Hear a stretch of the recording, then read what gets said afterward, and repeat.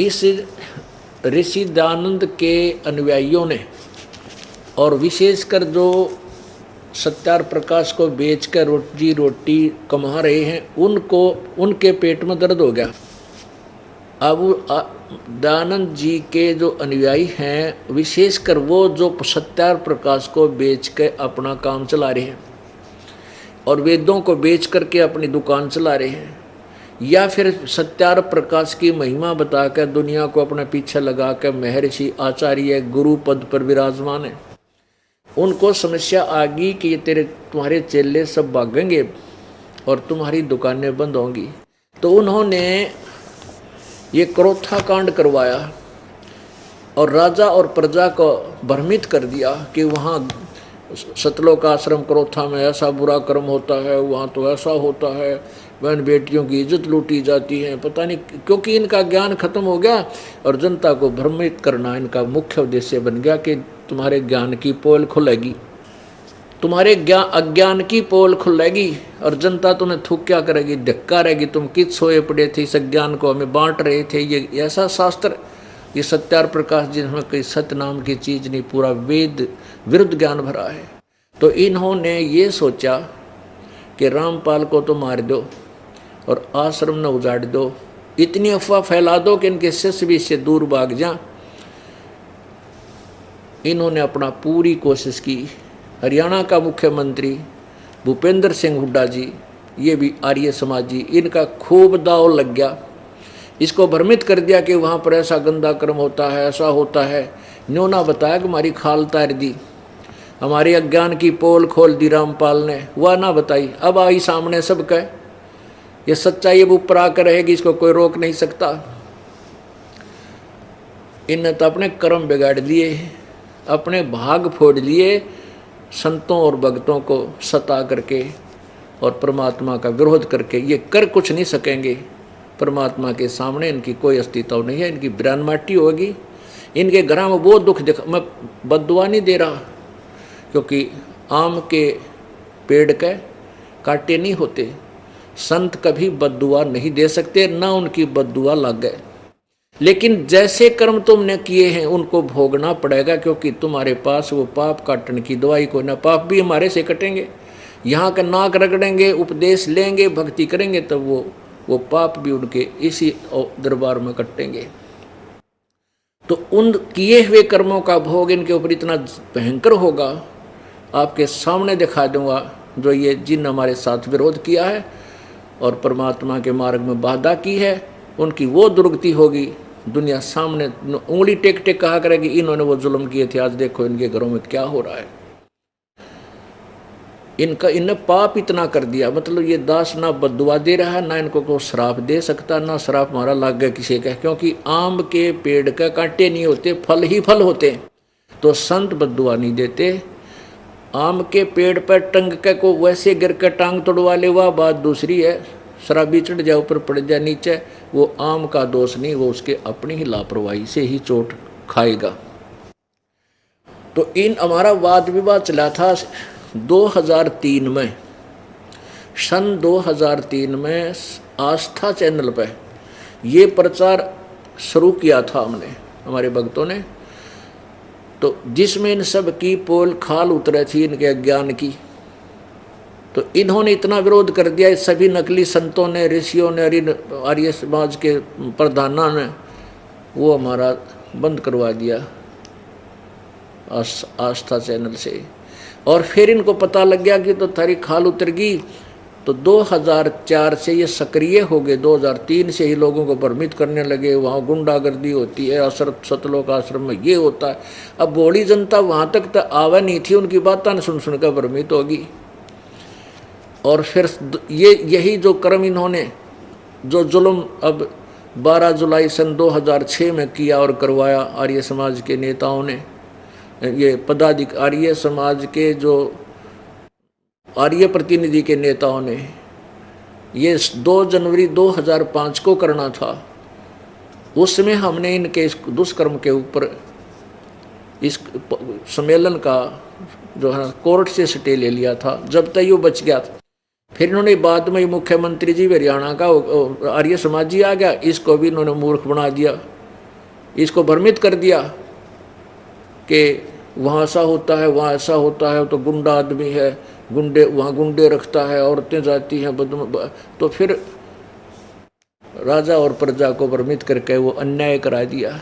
लेकिन हम ना किसी का विरोधी हैं, हम अपने अपने परमात्मा के सहारे ऊपर उठेंगे और एक दिन दिखा देंगे सच क्या है और झूठ क्या है। हम किसी को बद्दुआ नहीं दें, ना हम किसी का बुरा सोच भी नहीं सकते, करना तो बहुत दूर की बात है। अगर हम किसी का बुरा सोचते हैं तो भी हमें पाप लगता है, क्योंकि हम किसी को मान ले बद्दुआ दें या उसका विरोध करें तो क्या हम भगवान से बड़े हो गए कि हम भगवान के उनके जो कर्म में है, भाग में है, उसको हम नहीं टाल सकेंगे, क्योंकि वो भगवान का लिखा हुआ। हाँ, उनके पाप कर्मों को टाला जब जा सकता है जो भगवान के उस मंत्र से जुड़ जाएंगे, कोई भी हो। तो इसलिए हम परिचित हैं कि हम किसी के कर्म में बाधा नहीं कर सकते, बुरे हो सकते हैं। मान लीजिए किसी के भाग में राज्य है और हम सोचें उसके राज्य ने ख़त्म कर दिया, फिर हम तो भगवान से बड़े हो गए? नहीं, जब तक उस जिसके भाग में जो वस्तु है वो मिलेगी, और जब पुण्य कर्म क्षीण हो जाएंगे या बैटरी डिस्चार्ज होएगी, फिर आप पड़ा पड़ा रोएगा वो व्यक्ति, कोई भी है चाहे। तो वो दुखों का जब दौर शुरू होगा तब उसको याद आएंगे अपने किए हुए कुकर्म। तो हम इस परमात्मा के विधान से परिचित हैं, हम किसी की विरोध नहीं कर सकते किसी भी मार्ग में। हाँ, हम अपना पक्ष अवश्य पेश करते रहेंगे। जैसे हम परिचित इस ज्ञान से कि जैसे कंस को आकाशवाणी होगी कि तेरी बहन की 8वीं संतान तेरी मौत का कारण होगा। अब कंस ने उसी समय अपने बहन और बहनोई को मारना चाहा, खत्म करना चाहा। तो उन दोनों ने हाथ पैर जोड़ के कहा कि आप हमें मारो मत, आप हमें अपनी कैद में डाल लो, जितनी भी संतान होगी हम आपको देते रहेंगे, आप कुछ भी करना है। इस बात पर कंस प्रसन्न हो गया, अपने बहनोई और बहन को जेल में डाल दिया, और 7 संतान हुई, 8 हुई, तो उसने अपने हिसाब से उन 8 की 8 संतानों को मार दिया। फिर आकाशवाणी 8वीं संतान जब उसने मारना चाहा, वो जमीन पर पटकी, वो आकाश में उड़ गई, लड़की थी 8वीं भी, और कहा था कि 8वां लड़का होगा वो मारेगा तुझे। तो आकाशवाणी हुई कि तेरे मारने वाला पैदा हो चुका है, जन्म ले चुका है।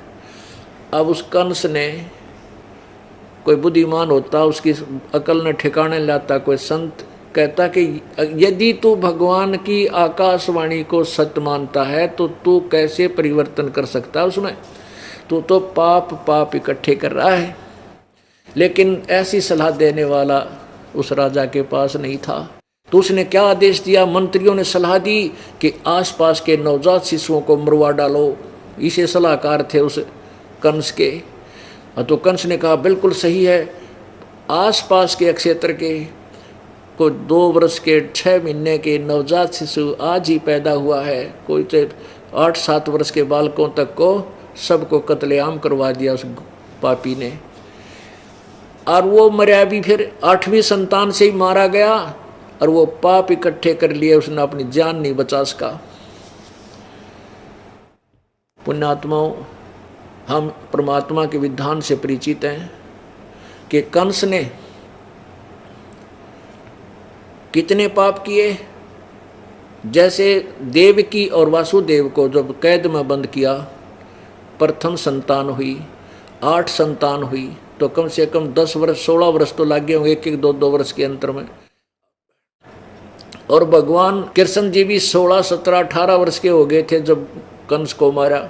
यानी कंस के पूर्व जन्म के पुण्यों से वो 36, 32, 33 वर्ष राज्य भी धड़ाके से करता रहा, नो प्रॉब्लम थी।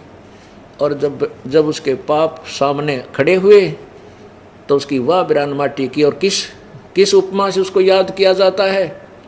उस कंस को सर्वविदित है, एक राक्षस की पदवी को प्राप्त करके गया और पाप इकट्ठे कर गया, और उसको बदल नहीं सका विधान को। भगवान का विधान था कि तेरी मृत्यु होगी 8वीं संतान से, और उसको एक तरफ से आकाशवाणी को सत्य मान रहा है, फिर भगवान से बड़ा मान लिया अपने आप को उसने कि मैं ऐसे कर दूंगा मेरी जान बच जाएगी ऐसे। जब भगवान ने कह दिया तो फाइनल है वो। प्रार्थना करते रहना चाहिए था, हाथ जोड़े बैठा रहना चाहिए था, भगवान कब सी आओगी मेरी मौत, उससे पहले मैं कोई पुण्य कर लूँ, अच्छे काम कर लूँ। लेकिन नहीं, संत बिना ये ज्ञान मिला कहाँ से। तो पुण्यात्माओं, ये पाप अक्षमा नहीं होते। तो ये जो विरोध हमारा किया गया, इस दास ने समाचार पत्रों में ये सब कंप्लीट इनकी फोटो कॉपी लगा दी कि दयानंद ये कहे और वेद ये कहते हैं। और दयानंद खुद कहता है कि वेद जो है इसमें सत्य ज्ञान लिखा है। ये देखिएगा, ये यजुर्वेद,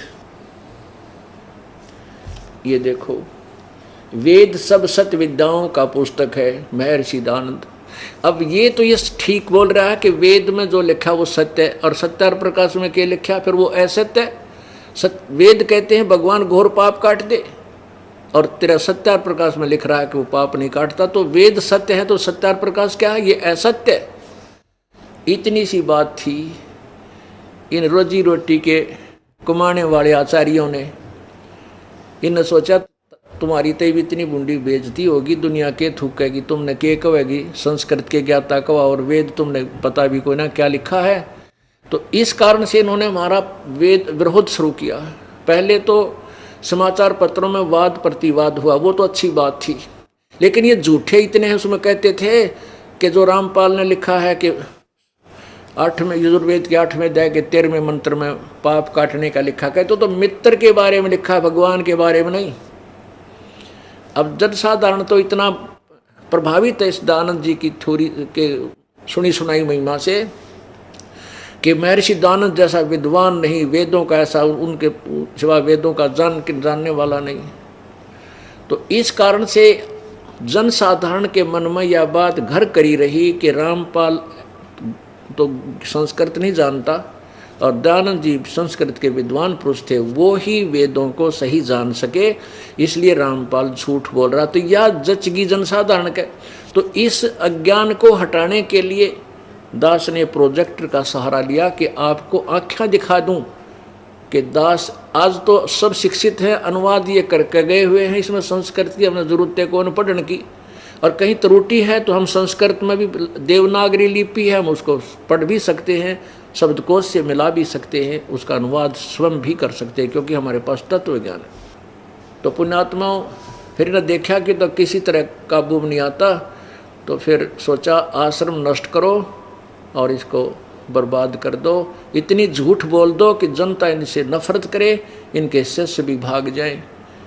फिर इनको पता नहीं था कि मैंने ऐसे रंग में तोते की तरह रटा रखे मेरे बच्चों को, ये पृथ्वी इधर से उधर हो सकती है, ये मेरे से दूर नहीं हो सकेंगे, क्योंकि ऐसा ज्ञान पृथ्वी पर है ही नहीं, ये जाएंगे कहाँ। बंदी छोड़ दयाल जी तुम तक हमरी दौड़े, जैसे काग जहाज का भाई सूझे और नठोर। तो इस ज्ञान के समझने के बाद ऐसी दशा हो जाती है भक्तात्मा की कि जैसे समुद्री जहाज के अंदर काग बैठकर चले जाते थे कौवे बहुत दूर तक, सुबह उनको पत्थर मारकर उड़ा दिया करते थे जहाज के चालक, ये देखने के लिए कि हम अपने जहाज की दिशा ठीक जा रहे हैं या नहीं। क्योंकि कौवे में एक विशेष गुण दिया प्रभु ने कि वो रात्रि के समय, शाम के समय जहाँ से चला था, सारी रात चल करके आगे सुबह दिन के समय वो फिर उसी तरफ गति करता है, फ्लाई करता है जहाँ से वो चले थे। इससे वो अपनी दिशा का आइडिया लगा लेते थे जहाज के चालक कि हम ठीक चल रहे हैं, हमारा दिशा सूचक ठीक काम कर रहा है या नहीं। तो फिर वो उन्होंने जो कौवे को उड़ा दिया था अपनी दिशा चेक करने के लिए, वो कुछ देर तो उड़कर चल लेता है, फिर उसने देखता जहाँ देखा समुद्र ही समुद्र है, समुद्र ही पानी ही जल है, तो उसको कहीं और ठिकाना बैठने का दिखाई नहीं देता, वापस उस जहाज पर आकर ही वो बैठ जाता है। तो ऐसे परमात्मा कबीर जी कहते हैं कि जब आपको ये तत्व ज्ञान हो जाएगा, जब आपकी आत्मा से पुकार ये ऐसे निकलेगा कि हे बंदी छोड़ दयाल जी तुम लग हमरी दौड़, और जैसे काग जहाज का अब सूझ जाए और निठोर। पहले से ज़्यादा शेष हो गए और पुराने वाले ज्यों के तो 100% परमात्मा के चरणों में बैठे हैं, और पहले से बड़ा आश्रम बना दिया बच्चों ने। परमात्मा की कृपा से। तो पुण्यात्माओं, ये परमेश्वर कबीर जी के वचन हैं कि बिचली पीढ़ी में, ये बिचली पीढ़ी शुरू होगी है, इसमें तत्व ज्ञान पूरे विश्व में जागा। कबीर भगवान का पूरा विश्व शांत होगा, पूरे विश्व में परमात्मा की महिमा का प्रचार होगा, सब जीव सुखी होंगे और परमात्मा प्राप्ति होगी।